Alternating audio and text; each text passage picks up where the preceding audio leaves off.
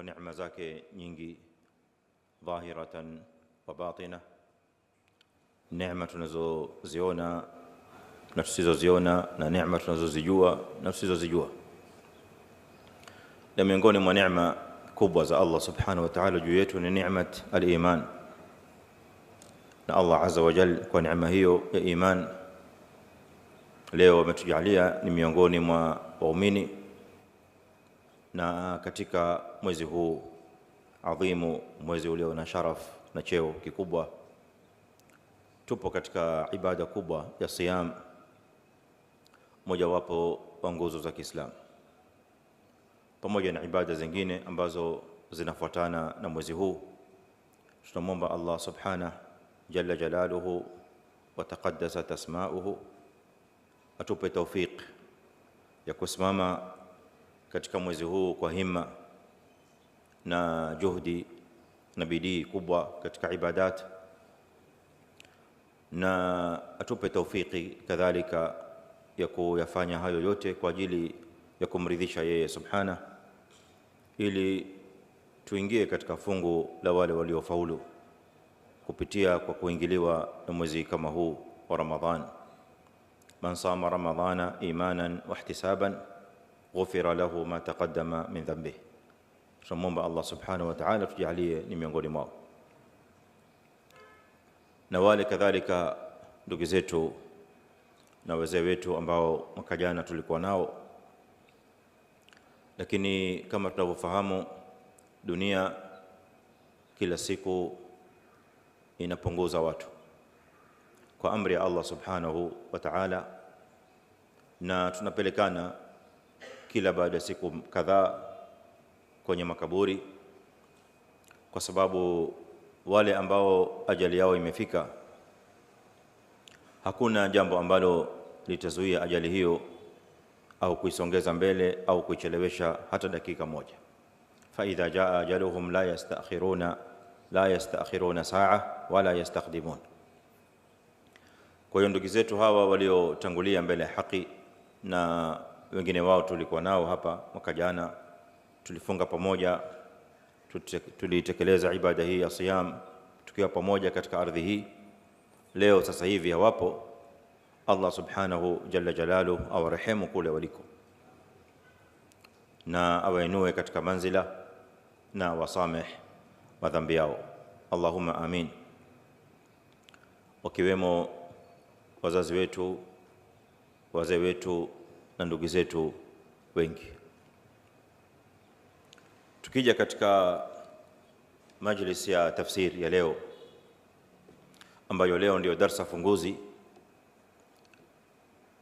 na ndio siku ya kwanza tunakutana katika majlis hii kwa tawfiki yake Allah subhanahu jalla jalaluhu, na Allah tunamwomba atuwezeshe na atupe tawfiki ya kukamilisha insha Allah taala.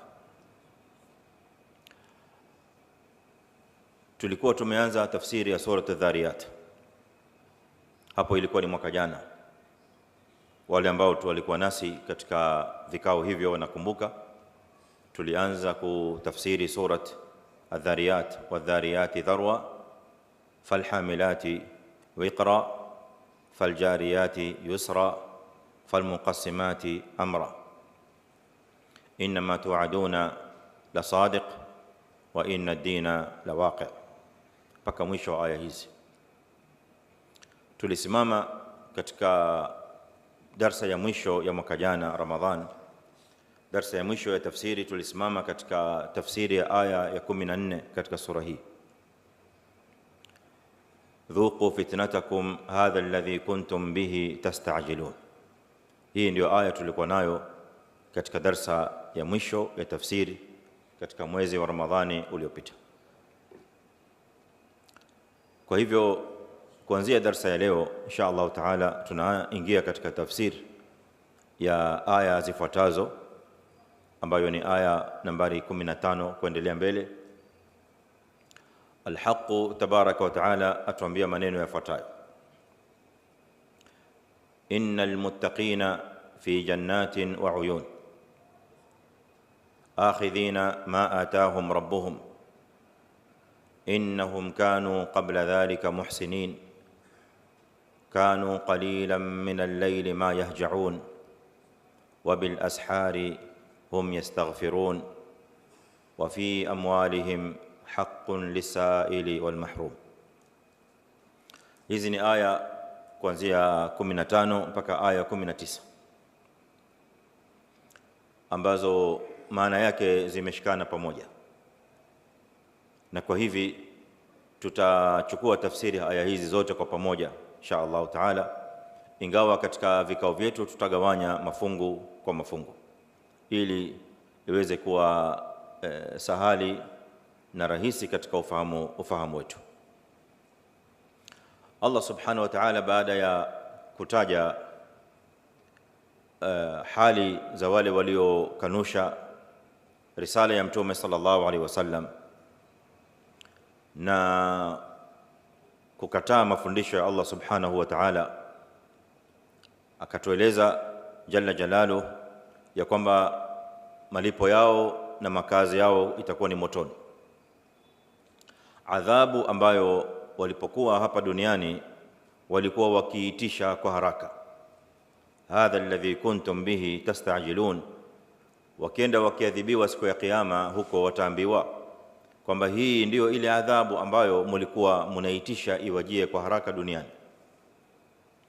Kwa sababu hapa duniani walipokuwa wanalinganiwa na mitume pamoja na mtume wetu Muhammad sallallahu alaihi wasallam, alipokuwa anawaita watu katika risala katika Uislamu, basi miongoni mwa jawabu ambazo alikuwa akipewa na wale waliomkadhibisha, walikuwa wakimfanyia kejeli na shere na istihza.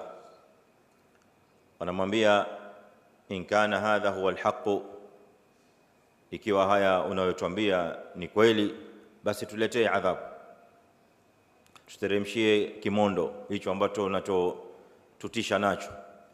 Kwa hiyo walikuwa wanamchallenge Mtume sallallahu alaihi wasallam, kwa maana kwamba wanamchallenge pia Allah subhanahu jalla jalaluhu, yakiwa mafundisho hayo ni ya kweli na Mtume sallallahu alaihi wasallam ni mtume wa haki na Qur'ani ni kitabu cha haki na ukweli, basi tuletee hiyo adhabu ambayo inatajwa katika hayo maneno. Allah subhanahu wa ta'ala akatoa sababu nyingi kwa nini hakuadhibu, na miongoni mwa sababu ni kwamba kulikuweko na Mtume sallallahu alaihi wasallam, wama kana Allahu liyu'adhibahum wa anta fihim.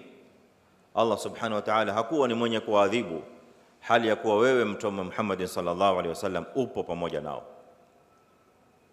Kwa hiyo kuweko na Mtume sallallahu alaihi wasallam ilikuwa ni sababu na kinga ya kuteremka kwa adhabu ya Allah jalla jalaluhu. Na sababu ya pili, Allah azza wa jalla kaitaja katika sura hiyo hiyo, wama kana Allahu mu'adhibahum wa hum yastaghfirun. Kinga ya pili ya kuteremka adhabu kwamba haikushuka ni kwa sababu kulikuweko miongoni mwa wafuasi wa Mtume sallallahu alaihi wasallam ambao walikuwa wakileta istighfar. Hizi ni miongoni au haya ndio yaliokuwa yapo katika mstari wa mbele katika kuizuia adhabu ya Allah subhanahu wa ta'ala isiwajie wale wakanushaji siku walipoita adhabu ile iwajie. Na waliita adhabu ile iwajie kwa sababu ya shere na istihzai na kutoamini. Sasa baada ya Allah azza wa jalla kutueleza hayo yote, sasa anakuja upande wa pili wa mazungumzo hayo, na hii ni fani ya balagha ambayo inaitwa muqabala. Katika fani ya balagha kuna uslubu wa muqabala, na uslubu wa muqabala maana yake ni kwamba unazungumza jambo, baadaye ukimaliza unazungumza upande wa pili wa lile jambo. Sio kwamba umeshika upande moja ukabaki hapo hapo maneno yakamalizika. Na huu ndio uslubu ambao Allah azza wa jalla ameuteremshia Qur'an. Sababu umezungumza, imeteremka Qur'an katika mustawa ulio wa juu zaidi katika balagha kushinda balagha zote waliokuwa wakizungumza watu wakati huo, katika uslubu wa juu zaidi wa ufasaha kushinda fasaha yote ambayo ilikuwa inatumiwa na Waarabu wakati ule.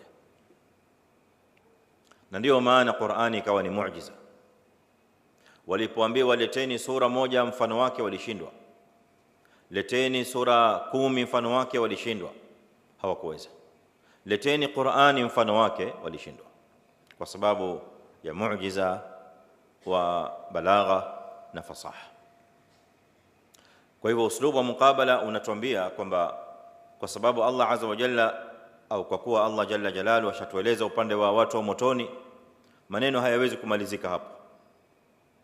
Hapana budi kadhalika kuzungumza upande wa mkabala wake, upande wake wa pili, na ndio yakaja maneno haya sasa, innal muttaqina fi jannatin wa uyun. Aya hii imetoka kwenye dhuqu fitnatakum hadha alladhi kuntum bihi tastajilun. Kwa hiyo tukishajua kwamba waliokanusha watakwenda kuadhibiwa, je, walioamini watakwenda kupata nini?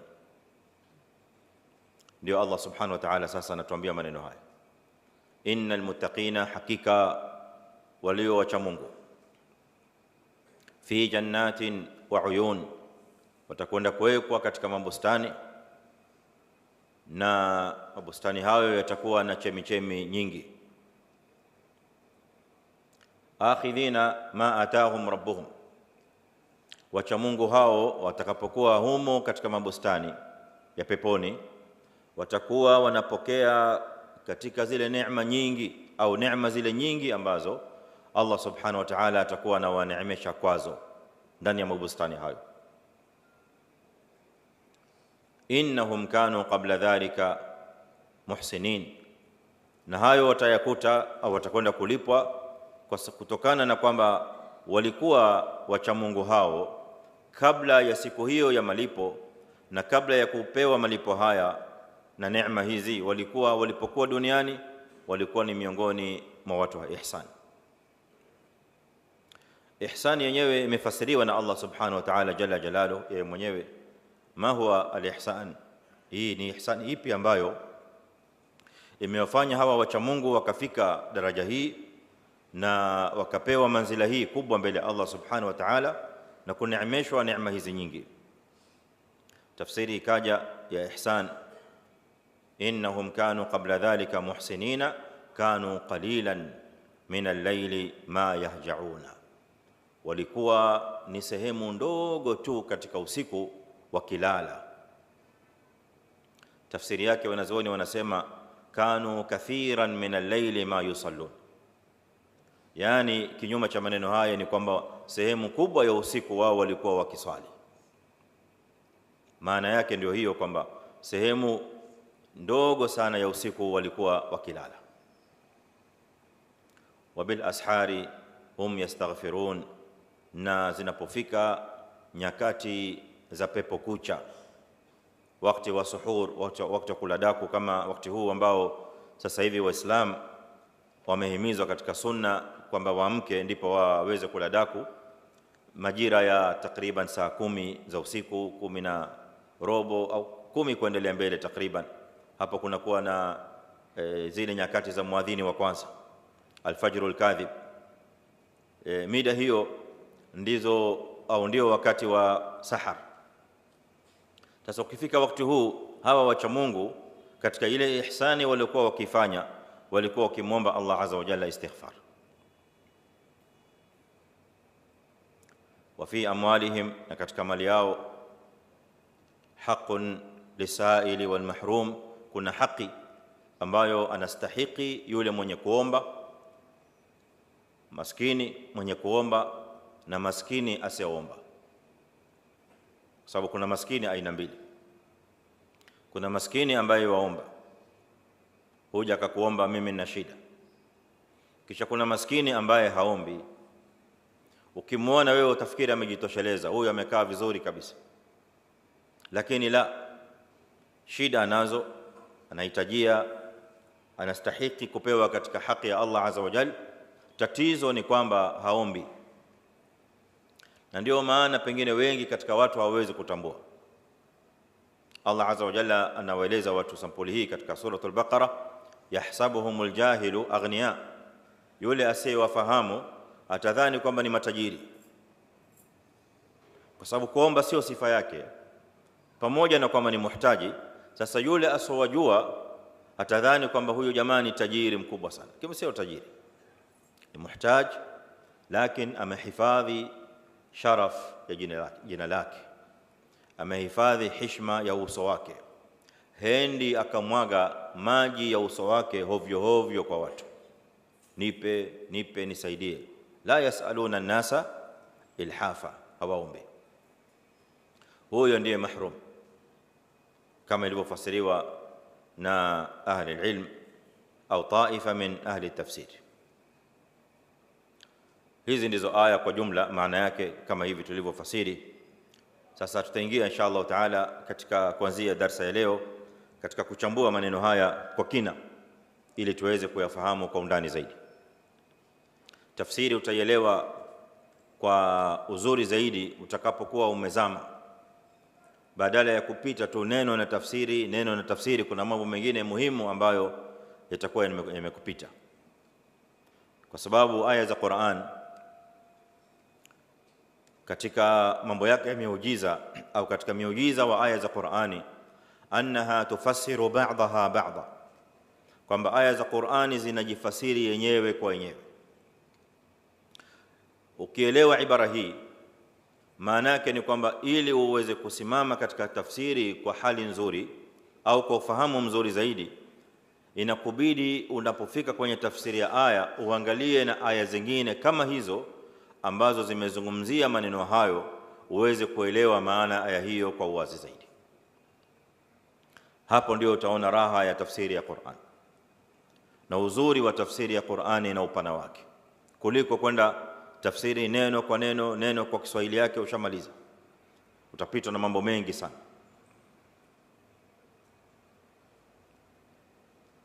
Allah subhanahu wa ta'ala katika aya ya 15 ambayo ndio aya ya kwanza tulioanza nayo, innal muttaqina fi jannatin wa uyun. Aya hii imekusanya maneno matatu muhimu. Neno la kwanza muttaqina, na muttaqina kama tulivyofasiri kwa Kiswahili wacha Mungu, lakini neno lenyewe linatokamana na taqwa, na taqwa ni uchaji Mungu. Asli ya neno taqwa, asli yake maana yake ni wiqaya, kinga.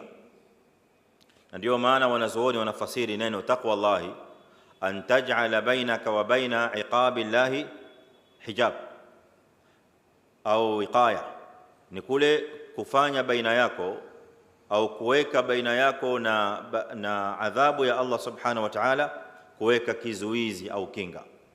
Hiyo ndio taqwa kwa ufupi kabisa, katika zile maana nyingi zilizotajwa na wanazuoni, taarifat za taqwa, ambayo iliyo sahali zaidi ni hii, kwamba taqwa Allahi, uchaji Mungu, ni kule Muislamu kuweka baina yake na adhabu ya Allah azza wa jalla kinga na wiqaya, sababu hiyo ndio asli ya maana ya taqwa katika lugha ya Kiarabu. Na kuna ushahidi ambao wanazuoni wanatoa katika abyat nyingi za ushairi ili kuyapa nguvu maneno haya. Tumewahi kutaja baadhi ya hizi abyat katika durusa za nyuma zilizopita. Tamko la pili katika aya hii ni jannat. Jannatin inafasiriwa kuwa ni mabustani ya peponi. Asli ya hili tamko, asli yake ni janna, na ndio maana wanazuoni wa lugha wanapokuja kuelezea masala ya kilugha, kwa nini janna imeitwa janna au jannat zimeitwa jannat, ni kwa sababu hili tamko la janna. Janna fi'lu madhi, maana yake ni kustiri au kuziba. Sasa tamko lolote la lugha ya Kiarabu likizunguka katika hizi herufi mbili, herufi ya jim na nun, kisarfu ni herufi tatu kwa sababu ya tadhif, lakini tamko likizunguka katika hizi herufi mbili huwa linamaanisha satru. Ndio maana wanazuoni wanatuambia janna, hii pepo imeitwa janna liannaha mastura an a'yunin nas, kwa sababu imezibwa, haionekani na watu. Moja katika tafsiri. Kwa hiyo pepo sasa hivi sisi hatuioni, maana pepo ipo, tunaamini kwamba ipo, na ni kiumbe cha Allah azza wa jalla, ameumba pepo kama alivyoumba moto. Hivi tuzungumzao sasa hivi viumbe hivi vipo, sio kama wanavyodhani baadhi ya watu kwamba hivi viumbe vitaumbwa siku ya kiyama, yani siku ya kiyama ndipo Allah ataumba pepo na ataumba moto. La, Hiyo ni itikadi ya makosa. Hivi viumbe vipo, na wanazuoni wanasema hata viliumbwa kabla hata wanadamu hawajaumbwa, vilikuweko. Allah kaumba moto na akaumba na pepo. Sasa pepo imezibika na macho ya watu, hatuoni. Ndipo Mtume alayhi salatu wasallam atuambia, fiha ma la aynun ra'at wala udhunun sami'at wala khatara ala qalbi bashar. Kwa hiyo ndio maana ikaitwa janna. Lakini kwa tafsiri hii vile vile wanazuoni wengine wakatoa sababu nyingine kwa nini imeitwa janna. Wanasema li'annaha tasturu man fiha, yani tasturu ahlaha, kwa sababu wale walioko ndani kule peponi wamestiriwa, wamehifadhiwa na adhabu, wamehifadhiwa na moto, wamehifadhiwa na kila aina ya balaa na shari, sio kama vile watu wa motoni. Kwa hivyo wapo katika satr, wapo katika himaya, wapo katika wiqaya.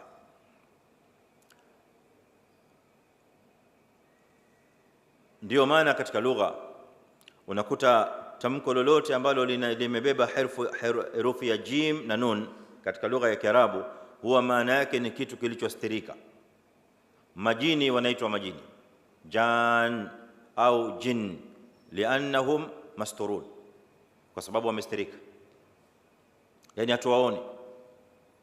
Innahu yarakum huwa wa qabiluhu min haythu la tarawnahum, wao mashaitani wanawaona wao na watu wao na vizazi vyao, maana wao wanaishi katika vizazi na makabila vile vile kama sisi. Wao wanawaona nyie, lakini nyinyi hamuwaone wao. Aya ya Qur'ani inatuambia hivyo. So wamefungika na macho, hatuwaoni. Ndio maana wakaitwa majini, kwa sababu kutokana na kwamba jini au jim na nun maana yake ni satru. Mtoto aliyoko tumboni anaitwa janin, vile vile kutokana na jim na nun, li'annahu mastur fi rahim, kwa sababu amehifadhiwa, haonekani mle tumboni ndani. Ni mpaka hivi sasa kidogo elimu imeendelea, ndio wanadamu akaruzukiwa ilmu na Allah azza wa jalla, wama utitum min alilmi illa qalila, akavumbua baadhi ya vifaa ambavyo vinaweza kumuonesha yule janini aliyoko ndani amekaaje. Inaitwa zile kamera, inawekwa juu ya tumbo la mama na inaonesha picha iliyoko ndani, yule mtoto yuko vipi, amekaaje, yuacheza na kadhalika, mpaka sauti yake vile anavyogeuka na mpigo wake wa moyo na kadhalika. Hiyo yote ni ilmu Allah azza wa jalla kamfunza mwanadamu.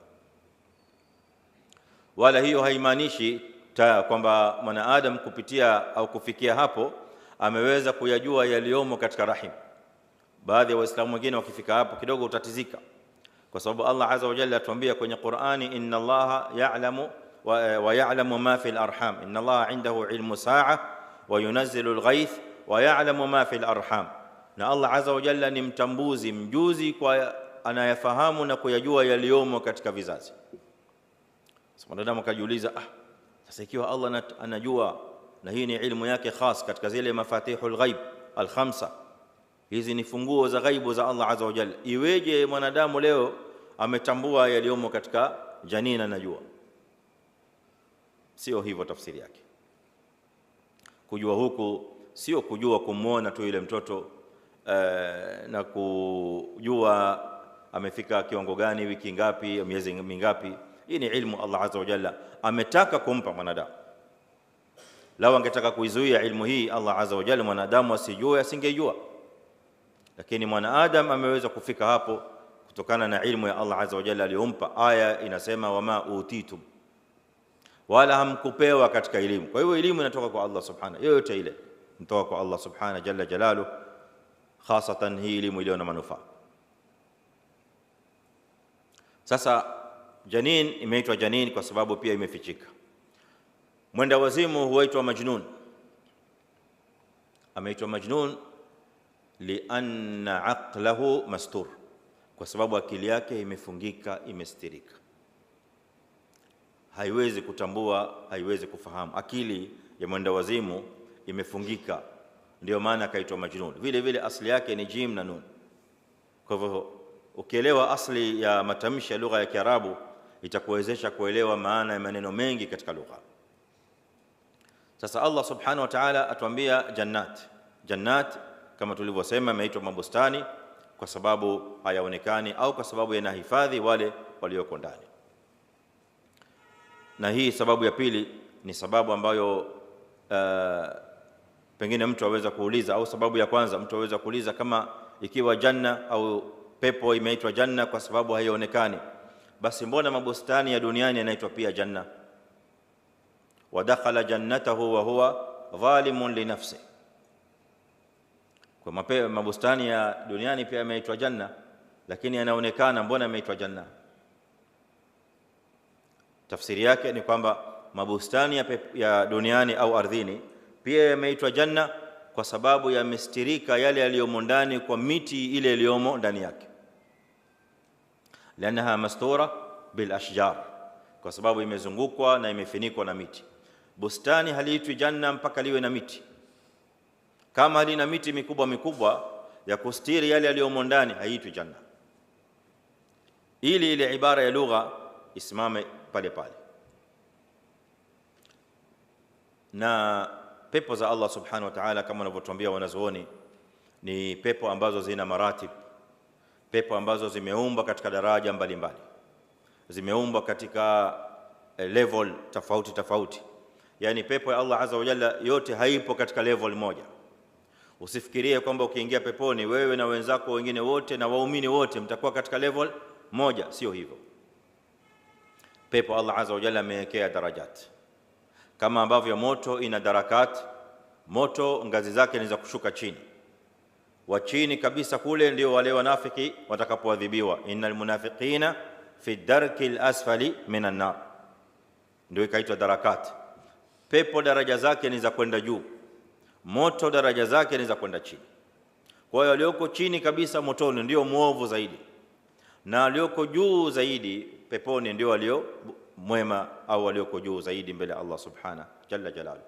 Na ndio maana pepo iliyo juu kabisa ikaitwa jannatu al-firdaus. Mtume sallallahu alaihi wasallam akawahimiza Waislamu, mnapoomba pepo basi muombe Allah subhanahu wa ta'ala pepo ya firdaus. Mkimwomba Allah azza wa jalla pepo, muombe pepo ya firdaus. Allahumma arzuqna al-firdaus al-a'la ya rabbal alamin. Ina majina mengi. Wanachuoni al-Hafidh Ibn al-Qayyim rahimahullah ta'ala ametaja kwamba pepo ina majina 17 na mengi yametajwa ndani ya Qur'an. Darul Khuld, Jannatul Ma'wa, Darus Salam, Jannatu Adnin, na majina mengi kama haya tunasoma kwenye Qur'ani mara kwa mara. Haya yote ni majina ya pepo ile ile anayokusudia Allah azza wa jalla. Kwa hivyo ukisema janna ni jinsi, jannat jins. Sasa hizo ni tofauti ya maratib ambazo Allah subhanahu wa ta'ala amekusudia kuwaweka waja wake ndani yake, na tofauti zao za daraja za waja peponi inatokamana na tofauti za waja za amal salih hapa duniani. Kama tunavyotofautiana leo katika amali zetu, ndivyo tutakavyotofautiana peponi katika daraja. Hatakuwa sawa aliyoko mbele au aliyoko katika mstari wa mbele kwenye ibadat, katika mlango wa siyam yuko mbele, au katika mlango wa sala yuko mbele, au katika mlango wa qiraatul Qur'ani yuko mbele, katika mlango wa sadaqati kutoa yupo mbele. Na ndio maana pepo ikajaliwa na milango minane, milango minane kutokamana na zile amali. Kuna mlango wa sadaqa, kuna mlango wa jihad, kuna mlango wa sala, kuna mlango wa siyam unaitwa Rayyan. Kwa hiyo kila ambaye amelemea katika mlango fulani, ndipo utakuwa mlango wake huo atakwenda kuitwa nao. Kisha kutakuwa na wale wachache ambao Allah azza wa jalla atakwenda kuwaita na milango wote, wakiwemo miongoni mwao Abu Bakar as-Siddiq radhiyallahu anhu wa arda. Na kule kuweko kwa pepo na majina mengi, atuambia Ibn Qayyim al-Jawziyya rahimahullah ta'ala, ni alama, asema kathratu al-asma alamatun ala sharafi al-musamma. Kitu kuweko na majina mingi ni alama ya kuonesha utukufu na sharaf na manzila ya kile kitu. Pepo imetajwa kwa majina yote haya 17, ni alama ya kuonesha sharaf ya pepo ile kwetu na mbele ya Allah subhanahu wa ta'ala vile vile. Tamko la tatu katika aya hii, wa uyun, na uyun ni jamu ya ain. Ain ni jicho ili tunaloona inaitwa al-ain al-jariha, na kadhalika ain ni chemchemi, ain jaria, chemchemi ya maji, jicho la maji. Sasa peponi kutakwenda kuwa na macho ya maji, yani chemchemi za maji, springs of water, sio? Qur'an imefafanua hizi uyuni zipi. Kutokea mulahadha kidogo kwa baadhi ya waandishi wa makala au tafsiri, baadhi yao huchanganya baina ya anhar na uyun. Kuna makala mengine watu huandika, yapo katika mitandao, utaona mtu azungumzia uyun aljanna, lakini akutajia anhar aljanna, wa hadha ghair daqiq. Hii haipo sawa sana, kwa sababu kuna mito ya pepo na kuna chemichemi za peponi. Mito ya peponi imetajwa katika surati Muhammad na sura zingine, fiha anharun min ma'in ghairi asin wa anharun min labanin lam yataghayyar ta'muhu wa anharun min khamrin ladhatin lisharibin wa anharun min asalin musaffa. Hiyo ni mito. Kuna mito wa maji, kuna mto wa maji, kuna mto wa maziwa, kuna mto wa tembo na kuna mto wa asali. Kisikia mto wa tembo sio ukashtuka, watu watakwenda kulewa kule peponi. Hawalewi, sio tembo la kulewesha kama ile duniani. Ni tembo, kinywaji ambacho Allah azza wa jalla atakwenda kuwapa waja wema, kinywaji kilicho safi. La yusaddauna anha wala yunzifun, kinywaji ambacho hakisababishi kuuma kwa kichwa.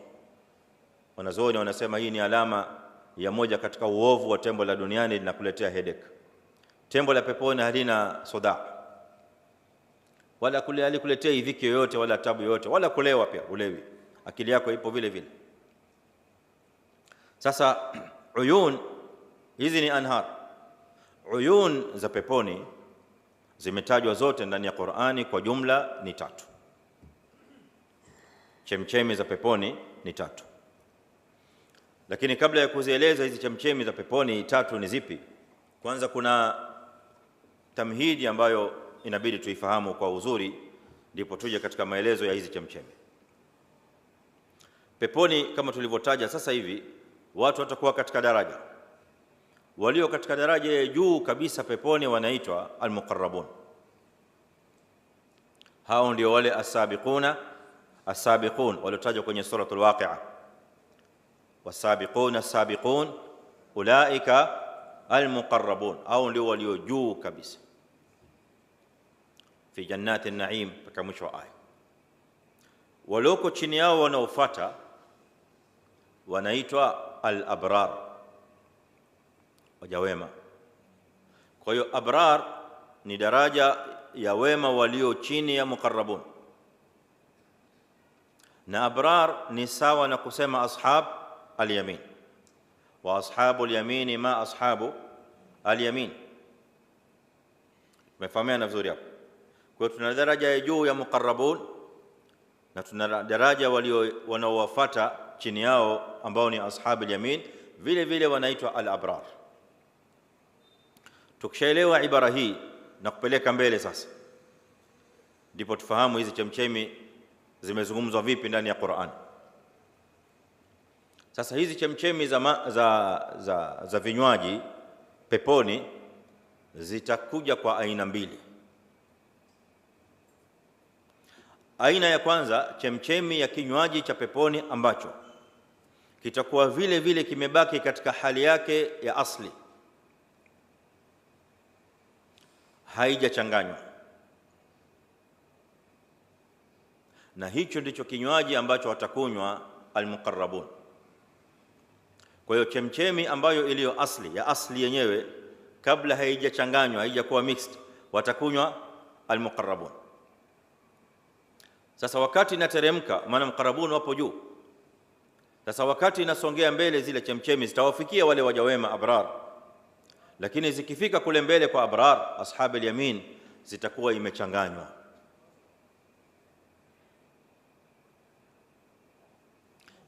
Inachanganywa na nini? Sasa ili tuelewe hapo, inabidi tuzitaje hizi chemchemi, utaelewa inachanganywa na kitu gani. Chemchemi ya kwanza inaitwa ainu al-kafur. Ainu al-kafur, chemchemi ya kafur. Allah subhanahu wa ta'ala atuambia innal abrara la fi na'im, innal abrara yashrabuna min ka'sin kana mizajuha kafura aynan yashrabu biha ibadullah yufajjirunaha tafjira. Sasa hapa kumetajwa watu wawili au sinfu mbili za watu. Innal abrara yashrabuna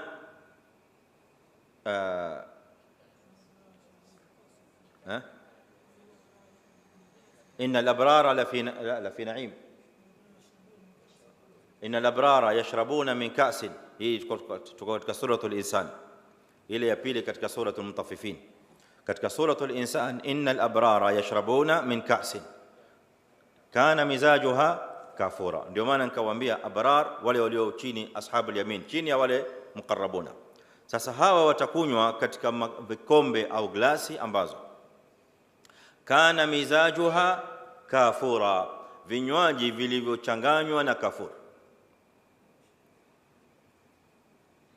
Ainan, sasa hicho kinywaji chenyewe hali ya kuwa ni asli, yashrabu biha ibadullahi yufajjirunaha tafjira, watakunywa waja waliowema mbele ya Allah subhanahu wa ta'ala, muqarrabun, hali ya kuwa ni asli kabla haijachanganywa. Yufajjirunaha tafjira, watakuwa wanakunywa vile watakavyo na wanapeana vinywaji vile watakavyo. Kwa hiyo muqarrabun watakunywa katika ain al-kafur ikiwa asli kabla haijachanganywa na kafur. Abrar ambao ni ashabul yamin watakunywa katika ainul kafur ikiwa imechanganywa na kafur. Kafur wanazoona mafasiri wengi wao ni hii kafuri tunaoijua, lakini sio kafuri itakayokuwa peponi. Tashbihi ya kafuri ya peponi na duniani ipo katika vitu vitatu. Ipo katika rangi kwamba ni nyeupe kama kafur, ipo katika harufu ni kama harufu ya kafur sababu ni harufu nzuri, na ipo katika jina vile vile imefanana kwa jina kafur, lakini ukija katika taam, katika ladha ni tofauti kubwa kabisa. Na hivyo kila kilicho peponi ambacho duniani leo kipo, fahamu ya kwamba inafanana katika baadhi ya vitu, imefanana katika jina, imefanana pengine katika rangi na kadhalika, lakini testi haiwezi kuwa sawa. Kullama ruziqu minha min thamaratin rizqan qalu hadha alladhi ruziqna min qabl wa utu bihi mutashabiha, wataletewa matunda ambayo yamefanana na yale matunda waliokuwa kila peponi, lakini testi tofauti baina samaa wal ardh. Tofauti ya tunda la peponi na tunda la duniani ni kama tofauti ya dunia na pepo yenyewe. Ndizi zipo kule, ndizi wa talhin mandud, lakini ndizi ya peponi na ndizi ya duniani ndio hiyo hiyo. Kalla, marumani, maembe, kila aina ya matunda, mengine yametajwa ndani ya Qur'ani na mengine hayakutajwa.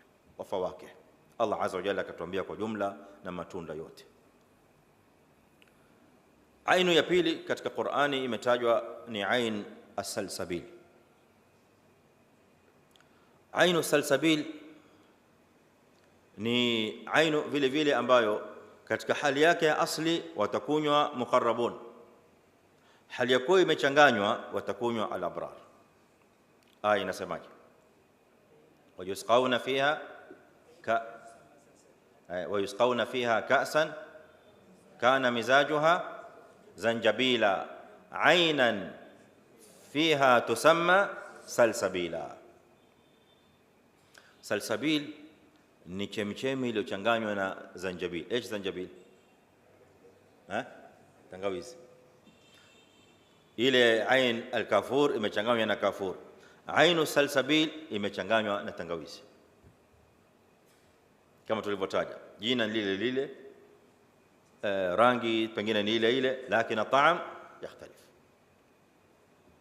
Sasa ainu salsabil hali yakuwa ni asli, katika asli watakunywa muqarrabun. Soma tena aya mara nyingine ya pili. Wayusqauna fiha ka'san kana mizajuha zanjabila. Mizajuha ni kule kuchanganywa, sasa imechanganywa na zanjabila. Ainan fiha tusamma salsabila. Sasa ile chemchemi yenyewe ya salsabil asli yake watakwenda kunywa waja wa Allah azza wa jalla, wale walio katika daraja ya juu kabisa ambao ni muqarrabun. Wao wataipata katika asli, kisha ikiteremka huku chini kwa ashabi al-yamin, kwa abrar, itakuwa imechanganywa na zanjabil. Aini ya tatu inaitwa ainu at-tasnim. Ainu at-tasnim ni chemchemi ambayo imechanganywa na rahiq. Rahiq katika lugha ya Kiingereza inaitwa nectar. Rahiq, chemchemi ambayo imechanganywa na nectar. Nectar mnahitaji Kiswahili? Hamjui eh? Amin.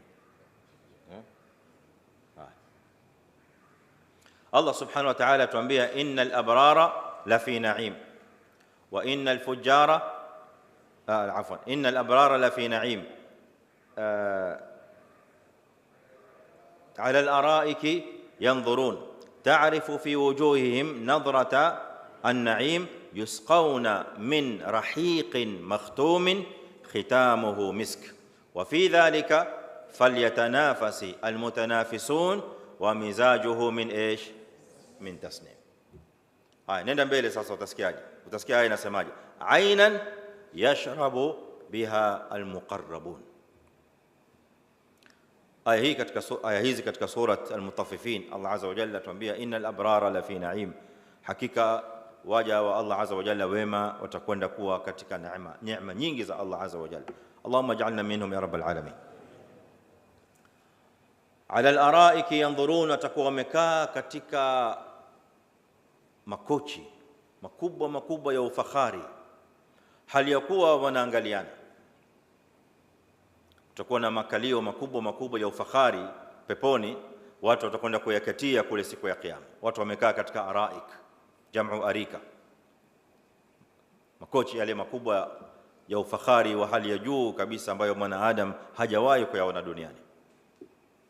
Ta'rifu fi wujuhihim nadhratan na'im, utaona na utatambua katika nyuso zao, utaona kuna alama na kuna na alama kubwa sana ya neema ya Allah subhanahu wa ta'ala, na kunawiri kwa neema ya Allah azza wa jalla kunaonesha katika zile nyuso zao.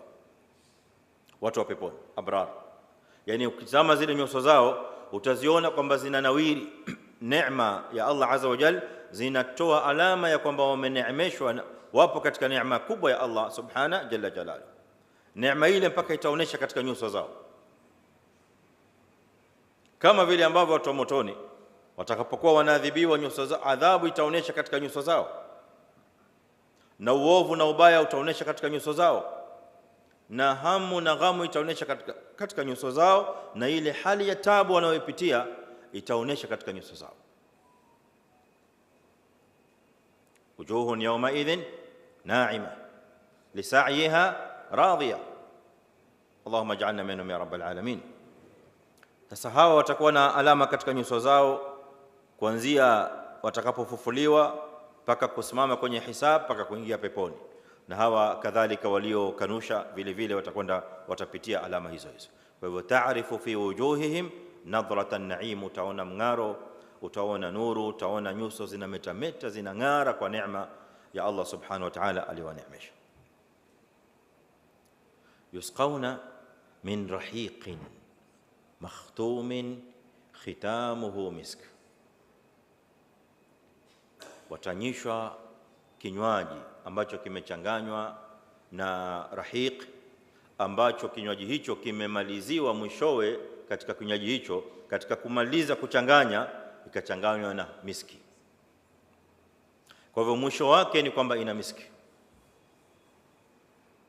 Wa fi dhalika, basi katika kuyapata hayo yaliyotajwa katika malipo, falyatanafasi almutanafisun, wanaoshindana basi washindane. Mashindano yanatakiwa yawe katika hayo malipo, aliyoyataja Allah subhanahu wa ta'ala, malipo hayo. Hapo ndipo watu watakiwa kushindana, hapo ndipo kuliko na munafasa, sio munafasa wa hapa duniani eti washindana na mwenzio katika biashara, eti washindana na mwenzio katika kufungua maduka mengi zaidi, washindana na mwenzio katika kuongeza nani ana shamba kubwa zaidi, washindana na mwenzio nani ana magari mengi zaidi. Laysa hadha tanafus. Hii ni tanafus ya ahli dunia, tanafus ya watu wa duniani ambao mara nyingi wanakuwa hawana kitu mbele ya Allah subhanahu wa ta'ala. Tanafus anayoitaka Allah azza wa jalla waja wake waikimbilie na washikamane nayo, atanafus ala al-akhirah, ni tanafus ya akhirah, kama walivyokuwa sahaba wa Mtume sallallahu alaihi wasallam wakifanya. Abu Bakar na Umar radhiyallahu anhuma walikuwa katika mbio, wanashindana nani atamshinda mwenzake, huyu akitangulia katika hili, huyu anatangulia katika hili. Umar radhiyallahu anhu akimwona Abu Bakar ametangulia katika sadaqat na yeye anajaribu kupiga hatua zaidi, lakini amkuta Abu Bakar Siddiq amekwisha kumtangulia mbele. Wameitabikisha aya ya falyatanafasil mutanafisun wa fi dhalika falyatanafasil mutanafisun katika maisha yao walipokuwa hai radhiyallahu anhum wa ardhah. Wa mizajuhu min tasnim aynan yashrabu biha almuqarrabun. Kwa hiyo ndio chemchemi ya tatu ya mwisho iliyotajwa katika Qur'an. Kwa hivyo hizi ndizo uyun. Allah azza wa jalla akituambia katika hii aya ya 15 ya sura Adh-Dhariyat, innal muttaqina fi jannatin wa uyun. Ukitoka hapa Qur'ani itakuwa ishakupa tafsiri ya uyuni katika Qur'ani ni ngapi na uyuni hizo ni zipi. Kisha uyuni hizo watu watakwenda kunywa peponi katika daraja. Walio juu kabisa muqarrabun watakunywa katika hizi uyun hali ya kuwa ni safi katika asili yake, ambapo hapo sasa wataipata ikiwa ndio tamu zaidi na ndio nzuri zaidi.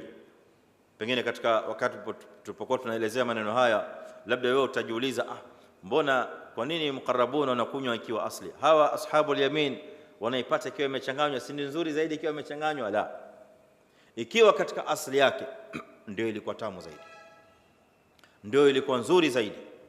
Maana hiyo wanastahili wale walio juu zaidi mbele ya Allah subhanahu jalla jalaluhu. Lakini hawa nao pia ni wema, wanastahiki pia na wao kinywaji kilicho bora. Allah azza wa jalla kinywaji kile ili atofautishe daraja zao, hii kinywaji hicho mbele huku akakichanganya mara na kafur, mara na zanjabil, na mara tasnim au rahiqin makhtum khitamuhu misk. Allah subhanahu wa ta'ala nas'aluhu bimannihi wa fadlihi wa karamihi an yaj'alana minhum ya rabbal alamin. Hii aya ikhwatal iman ambayo tumeisoma, lengo lake nini? Lengo la hii aya na kusudio ni kueleza bishara ya muttaqin, na hii inatokamana na kwamba muttaqina wachaji Mungu wamepewa bishara na Allah subhanahu wa ta'ala, na bishara zenyewe zipo mbili. Ukipekua Qur'ani utaiona kwamba bishara zenyewe zipo mbili. Bishara khas wamepewa wachaji Mungu ya duniani, na bishara nyingine wamepewa wachaji Mungu ya akhira, peponi au siku ya kiyama. Na hii ipo wazi ndani ya sura Yunus. Allah subhanahu wa ta'ala atuambia, alladhina amanu wa kanu yattaqun lahumul bushra fil hayati dunya wa fil akhirah la tabdila likalimati llah dhalika huwa alfawzu alazim. Allahumma ij'alna min alfaizin ya rabbal alamin. Alladhina amanu, waja wema walioamini, wa kanu yattaquna, kisha wakawa wachaji Mungu, wana bishara mbili. Lahumul bushra fil hayati dunya, watapata bishara ya hapa duniani, wa fil akhirah, na wana bishara peponi.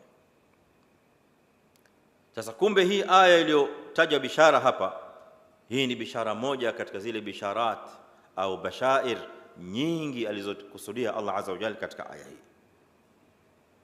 Kwa hiyo asli haya maneno tunayosoma sasa hivi katika sura Adh-Dhariyat, asli yake yanatoka katika aya ya sura Yunus, aya 64 kuendelea mbele au 63 kuendelea mbele, ambapo Allah subhanahu wa ta'ala atuambia alladhina amanu wa kanu yattaqun lahumul bushra fil hayati dunya wa fil akhirah. Hakutaja. Sasa hii aya ukisoma kwenye Qur'an, kama Muislamu unayesoma Qur'an, ukija kusimama kwenye maana, haitakuwa sawa upite tu neno kwa neno, eti useme wana bishara hapa duniani na wana bishara akhira, wadhalik huwa alfawz alazim la tabdila likalimati llah. Maneno ya Allah azza wa jalla hayana kubadilishwa. Maneno ya Allah azza wa jalla na amri yake ikishasimama ndio hiyo imesimama, hayana kubadilishwa, na huko ndiko kufaulu kuliko kukubwa zaidi. Lazima usimame waqfa, taammul, uiulize Qur'ani, hizi bishara kwani ni zipi? Ni zipi bishara au bashair za muttaqina fi dunya na bashair almuttaqina fi al-akhirah? Amezitaja Allah azza wa jalla yeye mwenyewe. Kwa hivyo ni assignment muislamu anayesoma Qur'an aanze kuipekua na kufaidika nayo, ili aweze kuelewa maana ya Allah azza wa jalla yote yakiwa imeshikana pamoja, sio nusu nusu. Kwa faida yetu sote, tunaanza kuchambua bashair za muttaqina alizokusudia Allah azza wa jalla kwanza duniani fi dunya, tumalize kisha ndio tuje katika bashair almuttaqina fi al-akhirah يوم القيامة. اللهم اجعلني وإياكم منهم يا رب العالمين. بشائر أو بشارات za muttaqin fi dunya, ya kwanza kabisa, hapa duniani wacha Mungu wana bishara ya albisharatu bililmi walhikma. Allah azza wa jalla anawapa bishara ya ilmu na hikma hapa duniani. Mcha Mungu yoyote, bishara yake katika hizi bishara zilizokusudiwa na Allah azza wa jalla za wacha Mungu, ana bishara ya kwamba Allah azza wa jalla, ukiwa mcha Mungu utapewa ilmu na utapewa hikma. Ilmu yenyewe ni ilmu kubwa sana ambayo si kila mtu atakuwa nayo, na ni ilmu inaitwa ilmu ya upambanuzi, ilmu ya kujua sawa na kosa, ovu na zuri, haki na batil. Ilmu hii ni ilmu kubwa sana ambayo Allah azza wa jalla huitoa yeye mwenyewe subhana kuwapa muttaqin. Na uchaji Mungu ni daraja ambayo waja huifikia kupitia kwa amal, sio kwa msemo wala sio kwa matamanio, kwa kutamani. Yani ukakaa nyumbani ukasema mimi natamani niwe katika muttaqin, sio kutamani.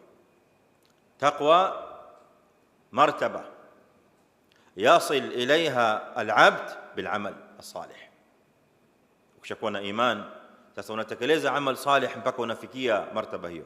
Moja katika amal salihah hii siyam, hii saumu hii ukaifunga ipasavyo vile alivyofundisha Allah azza wa jalla na mtume wake, utaifikia daraja ya taqwa.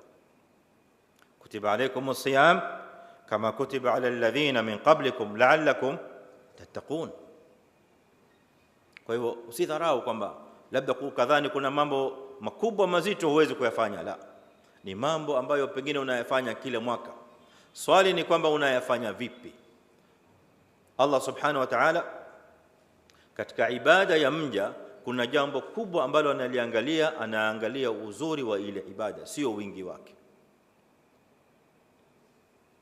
Mbele ya Allah subhanahu, heri ufanye ibada kidogo lakini kwa uzuri zaidi kuliko kufanya ibada nyingi ambazo ndani ina makosa mengi sana. Liyabluwakum ayyukum ahsanu amala. Sasa bishara ya kwanza duniani ni bishara ya ilmu na hikma ya upambanuzi. Allah subhanahu wa ta'ala ushahidi wa maneno haya tuambia katika Qur'an, ya ayyuhalladhina amanu, enyi mlioamini, in tattaqullaha, mukimcha Allah subhanahu wa ta'ala, yaj'al lakum furqana, atawajalieni muwe na furqan. Nini furqan? Furqan ni ilmu ya kupambanua sawa na isiyo sawa, ilmu ya kupambanua haki na batil, ilmu ya kujua inayokubalika na isiyokubalika, na ilmu ya kujua inayomridhisha Allah azza wa jalla na isiyomridhisha. Ukifika darajatu taqwa, Allah azza wa jalla hiyo ni tunu anakupa na ni ahadi ameitoa. Kwa hivyo kila aliyefika darajatu tuqa, Allah subhanahu wa ta'ala amruzuku furqan,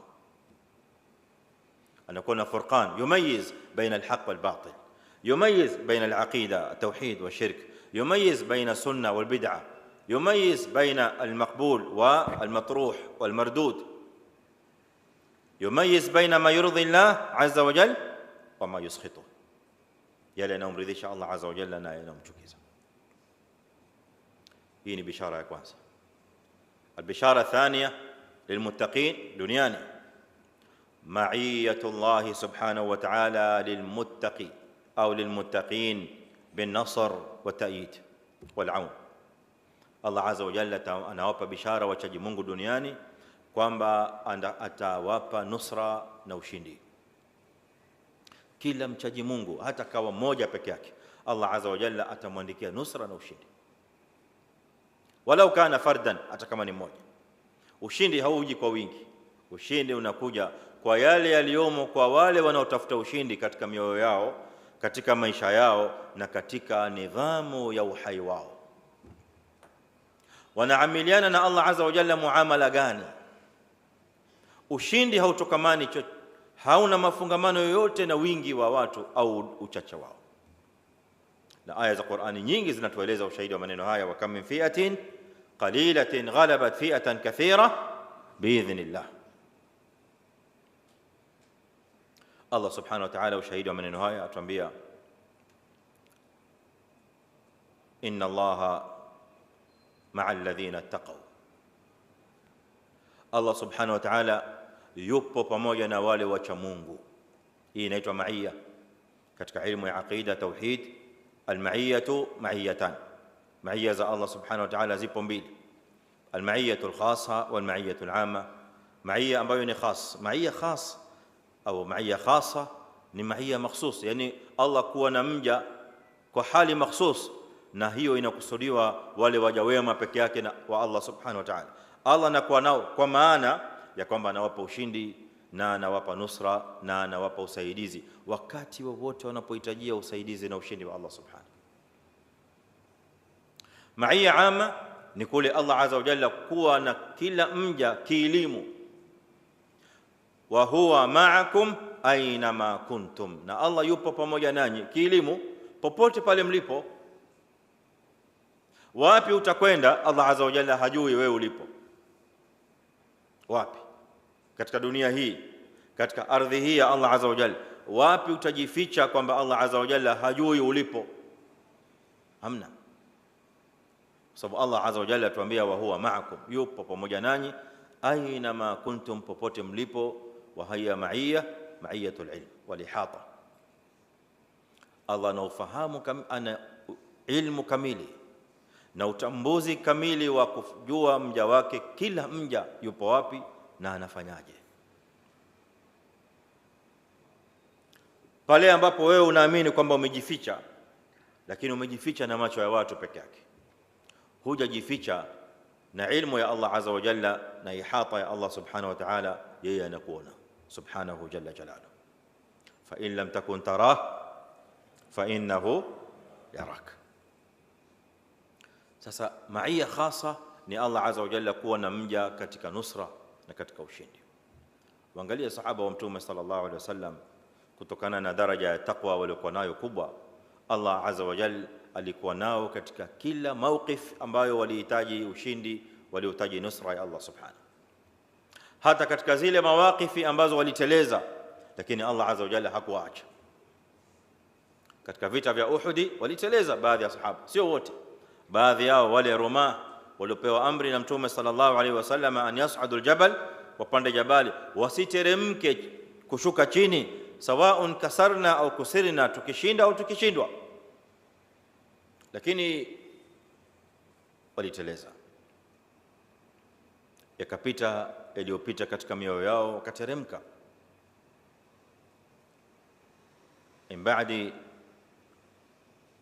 Baada ya kuona ma arakum ma tuhibbun, baada ya kuona yale au kuoneshwa yale mnaoyapenda katika mali ya dunia. Alhasil, hata baada ya tukio kama hilo, Allah azza wa jalla kwa ajili ya martaba yao ya tuqa na suhbati nabii sallallahu alaihi wasallam na imani ya ukweli ya uhakika waliokuwa nayo na kutaka kuinusuru dini ya Allah azza wa jalla na taqwa, Allah akawateremshia ushindi. Akateremsha jeshi la malaika likaja likasimama nao na Allah azza wa jalla akawapa nasr. Vile vile walipoteleza katika mapambano ya Hunain, wakasema lan nuhzama al-yawm min kathra, leo hatuwezi kushindwa, tupo wengi sana leo katika mapambano ya Hunain. Allah azza wa jalla akawaadhibu kwa tamko hilo, akataka kuwaonjesha adhabu, kuwafahamisha sahaba ya kwamba ushindi wenu mnapoupata hautokamani na uwingi wenu, bali unatokamana na amri ya Allah subhanahu. Leo hii mmesahau, mkasema mpo wengi sana hamwezi kushindwa, wakaadhibiwa katika siku ya Hunain. Wa yawma Hunainin idh a'jabatkum kathratukum falam tughni ankum shay'an fadaqat alaykum al-ardu bima rahabat thumma wallaytum mudbirin. Yakawapata yale yaliyowapata, lakini Allah azza wa jalla baada hapo akasimama nao. Anzalallahu sakinatahu ala rasulih wa ala almu'minin wa anzala junudan lam tarawha inna Allaha ma'a alladhina ittaqaw. Bishara ya tatu, ayu alikhwa, pengine tutamalizia nayo sababu ya wakati, tutamalizia nyingine tutakuja kukamilisha inshallah kesho. Bishara ya tatu ya muttaqin duniani ni bisharatu al-makhraj min al-gham wal-ham wa kashfi al-gham au kashfi al-ghumum wal-humum. Ni bishara ya kumondolea mja anayemcha Allah subhanahu wa ta'ala, kumondolea dhiki na tabu na matatizo alionayo na kila janga ambalo limemzunguka. Mcha Mungu aliona takwa anapofikwa na gham, anapofikwa na majonzi, anapofikwa na hali ya masikitiko, anapokuwa katika hali ya dhiki na tabu, basi Allah subhanahu wa ta'ala hapa duniani, kama aya inayotuambia ya surah Yunus, lahumul bushra fil hayati dunya, moja katika hiyo bishara anapewa bishara ya kwamba Allah lazima atamtolea njia. Mchaji Mungu habaki katika dhiki pale pale alipo, hatoki, hakuna. Allah azza wa jalla lazima atamfungulia njia atoke katika ile dhiki, atoke katika lile janga, atoke katika ile tabu, njia yoyote ile Allah atamtolea. Aya katika surah at-Talaq, Allah azza wa jalla anatuambia wa man yattaqillaha yaj'al lahu makhraja, yoyote anayemcha Allah azza wa jalla, Allah subhanahu wa ta'ala atamtolea njia. Mambo naona yamebanika, umelala usiku kwa ghamu kubwa na hamu kubwa, hujui ufanyeje. Huku umezungukwa na shida hii, huku tabu hii, huku shida hii, huku balaa hii. Ukiamka asubuhi, Allah azza wa jalla yote hayo ashayatatua subhanahu wa ta'ala. Bimadha? Bitaqwa Allah subhanahu. Allah anamtoa mja wake katika gham, anamtoa mja wake katika huzn kubwa, anamtoa mja wake katika majanga, katika tabu, kupitia kwa uchaji Mungu. Visa vipo vingi na mifano ipo mingi sana ndani ya Qur'an na katika mafundisho ya Mtume Muhammad sallallahu alaihi wasallam.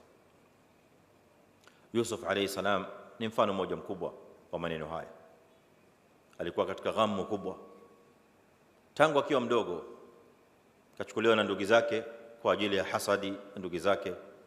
Hasad ipo hata baina ya ndugu, hasad ipo hata baina ya ikhwan, sio lazima itoke nje.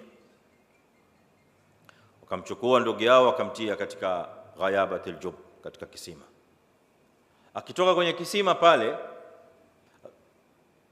Shida ya kwanza ameanza nao Yusuf, akaenda kauzwa kama mtumwa, na yeye ni mja huru, amezaliwa na babake na mamake huru, hajakuwa mtumwa hata siku moja, lakini akauzwa sokoni kama mtumwa, tena akanuliwa kwa pesa duni kabisa. Washarauhu bithamanin bakhs, darahima ma'duda.